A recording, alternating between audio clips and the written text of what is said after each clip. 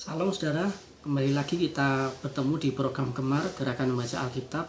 Dan hari ini pada edisi 28 November tahun 2020 hari Sabtu, kita sama-sama belajar di Amsal 13 ayat 11 sampai 13 saudara. Kita baca satu persatu saudara. Ayat 11, harta yang cepat diperoleh akan berkurang, tetapi siapa mengumpulkan sedikit demi sedikit menjadi kaya. Ya saudara, dari firman ini kita tahu bahwa dan kita belajar bahwa kita sebagai anak-anak Tuhan ini memerlukan proses saudara. Jadi kita perlu berjuang untuk memperoleh sesuatu, kita perlu berusaha, kita perlu ada dalam proses untuk memperoleh sesuatu atau untuk menjadi pemenang saudara. Jadi banyak sekali mungkin kita dipertemukan dengan cara-cara yang instan, cara-cara yang cepat, yang cara-cara yang bisa dikatakan curang juga saudara, sehingga kita cepat sekali dapat memperoleh apa yang kita inginkan saudara. Tapi cara-cara yang seperti itu tidak dikehendaki oleh Tuhan, karena lebih baik kita berproses, lebih baik kita sepertinya lama untuk mewujudkan apa yang kita inginkan, sepertinya kita lama untuk memperoleh cita-cita kita, tapi dengan proses yang lama itu kita juga akan dibentuk menjadi lebih baik lagi.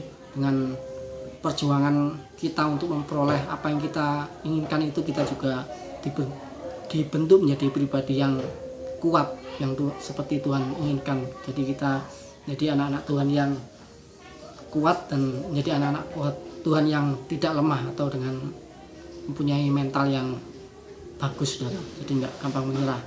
Jadi kalau kita lihat di firman Tuhan ini realitanya sama saudara. Jadi kalau saya sering menemui bahwa sering sekali harta yang diperoleh dengan cepat, seperti mereka dapat dari kecurangan, mereka dapat dari korupsi, atau mereka dapat dari mencuri atau hal-hal yang buruk lainnya, maka karena mereka dapatnya gampang, maka mereka gampang sekali juga mengeluarkannya. Jadi harta yang mereka dapat itu cepat sekali habis. Tetapi saat seseorang mengumpulkan sedikit demi sedikit, atau mereka melalui perjuangan, mereka berproses, mereka harus dengan tekun mengumpulkan hartanya, maka saat di kemudian hari mereka juga akan lebih bijaksana dalam mengelolanya ya. Seperti itu.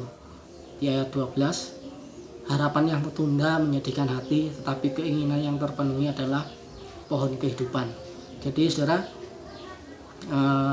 tidak dipungkiri bahwa seringkali harapan-harapan kita atau cita-cita kita tertunda, atau bukan tidak terpenuhi saudara, bukan nggak tercapai, tapi tertunda saudara, karena memang harus seperti itu, karena itu memang prosesnya. Mungkin dari kita yang salah, atau mungkin karena memang kehendak Tuhan seperti itu. Nah, jadi tapi jangan khawatir saudara, harapan yang tertunda mungkin memang menyedihkan hati, mungkin memang membuat kita sedih, mungkin membuat kita kecewa, tapi jangan jatuh di situ, jangan menyerah di situ saudara. Tetap berjuang, tetap berproses, percaya bahwa semakin kita bangkit dari kejatuhan kita, saat kita bangkit kita menjadi pribadi yang lebih baik lagi, kita menjadi pribadi yang lebih kuat lagi, karena kita bisa bangkit lagi dari keterpurukan kita. Dijelaskan sini juga, tetapi keinginan yang terpenuhi adalah pohon kehidupan. Jadi saat kita tidak menyerah, saat kita tidak putus asa dalam berproses, saat kita tetap berjuang walaupun kita jatuh bangun dalam perjuangan kita, dan saat kita akhirnya mencapai keinginan kita atau cita-cita kita dan kita berkemenangan, maka disitulah benar-benar kita dapat merasakan bahwa kasih karunia Tuhan ada dalam kehidupan kita. Kita dapat merasakan bahwa berkatnya Tuhan itu betul-betul luar biasa, karena kita sudah merasakan proses yang baik dari Tuhan itu. ayat 13, siapa meremehkan firman ia akan menanggung akibatnya, tetapi siapa taat kepada perintah akan menerima balasan. Jadi saudara, saat kita berjuang dalam kehidupan ini, dalam mencapai apa yang kita inginkan, dalam mencapai apa yang kita cita-citakan, kita berjuang dengan sekuat tenaga kita, tapi yang penting juga, yang paling penting juga, kita harus tetap taat pada firman Tuhan. Kita harus tetap melakukan setiap dari kehendak Tuhan, setiap dari firman Tuhan, sehingga apa yang kita lakukan kita sejalan dengan apa yang Tuhan kehendaki. Seperti kita bisa baca di Mazmur 1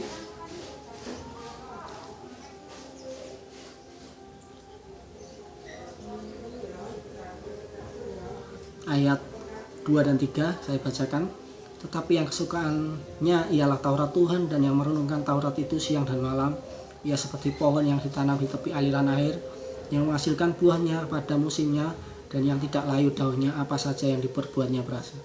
Jadi kunci dari keberhasilan kita di dalam Tuhan, kunci dari berhasilnya perjuangan kita atau berhasilnya kita dalam melalui proses adalah bagaimana kita tetap tidak menyerah, berpegang teguh pada firman Tuhan, senantiasa percaya, merenungkan firman Tuhan dan melakukan setiap dari kehendak Tuhan. Maka di sini janjinya Tuhan di Mazmur 1 ayat 3, ia seperti pohon yang ditanam di tepi aliran air, yang menghasilkan buahnya pada musimnya, dan yang tidak layu daunnya, apa saja yang diperbuatnya berhasil. Dan pasti orang itu akan berhasil karena dia berjuang, dan bukan berjuang dengan kekuatannya sendiri, tapi dia berjuang dengan kekuatan yang berasal dari Tuhan, karena dia selalu menjalankan apa yang Tuhan perintahkan. Terima kasih.